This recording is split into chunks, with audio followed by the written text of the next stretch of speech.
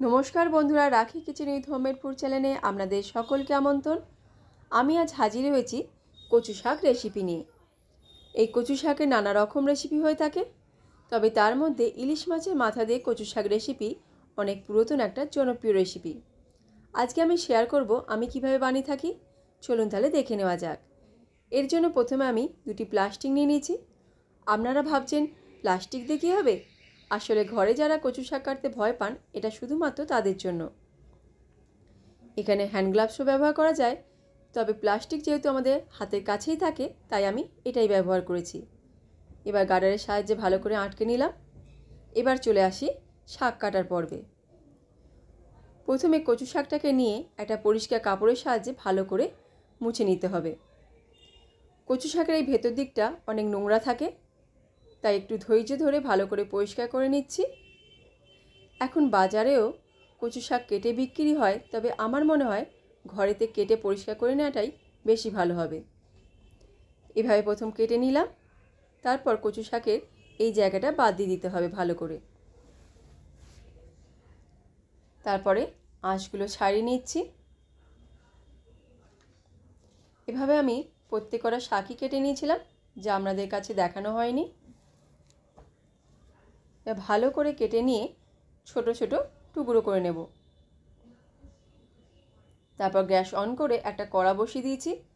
এবার দিয়ে দিচ্ছি কেটে রাখা শাকগুলো, দিয়ে দেব সামান্য জল, হলুদ, ভিজিয়ে রাখা ছোলা ও সামান্য নুন দিয়ে হালকা নাড়াচাড়া করে আমি শাকটাকে সেদ্ধ হতে দেব। শাকটাকে এখন দেখে অনেকটা মনে হলেও সেদ্ধ হয়ে গেলে জিনিসটা একদম কমে আসবে।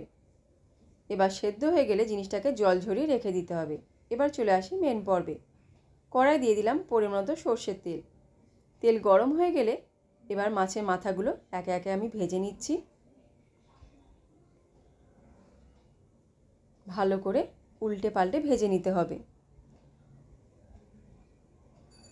এই রান্নাটা খুবই সহজ এবং খুব কম সময়ের মধ্যে রেডি হয়ে যায়, আর খেতেও অসাধারণ লাগে।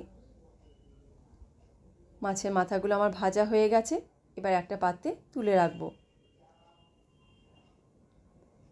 এবার ওই তেলে দিয়ে দিচ্ছি সামান্য 5 ফোড়ন, 2টি তেজপাতা, 1টি শুকনো লঙ্কা ও 2টি কাঁচা লঙ্কা। ফোড়নের সুন্দর গন্ধ বেরিয়ে গেলে দিয়ে দেবো জল ঝরিয়ে রাখা সেদ্ধ করা কচু শাকটা, দিয়ে ভালো করে নাড়াচাড়া করে নিচ্ছি। ভালো করে কষতে হবে।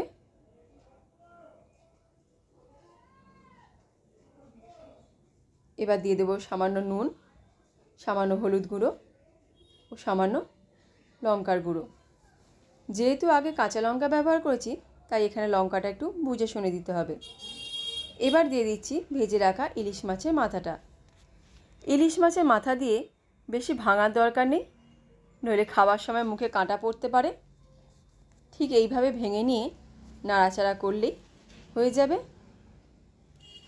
ভালো করে কষতে হবে। দিয়ে দিলাম সামান্য চিনি দিয়েও আবারও ভালো করে কষে নিচ্ছি।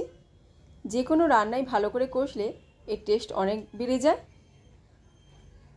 আর এটা ভালো করে কষলে এর কুটকুটুনি ভাবটাও কমে যাবে।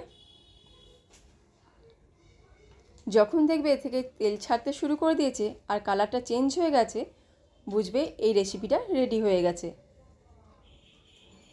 আপনাদের কাছে অনুরোধ রইল আপনারাও বাড়িতে এইভাবে বানান, খেয়ে বলুন কেমন লাগলো। আমার রেডি হয়ে গেছে রেসিপিটা। গরম ভাতে এমন একটা রেসিপি থাকলে অন্য আর কোনো রেসিপির প্রয়োজনই হয় না। আশা করি আজকের রেসিপিটা আপনাদের ভালো লেগেছে। ভালো লাগলে লাইক, শেয়ার, কমেন্ট করতে ভুলবেন না কিন্তু। আমার চ্যানেলটা সাবস্ক্রাইব করা না থাকলে সাবস্ক্রাইব করার অনুরোধ রইল। চলে আসবো নতুন এক কোনো ভিডিও নিয়ে। ততদিন আপনারা ভালো থাকুন, সুস্থ থাকুন, সুস্থ রাখুন। ধন্যবাদ।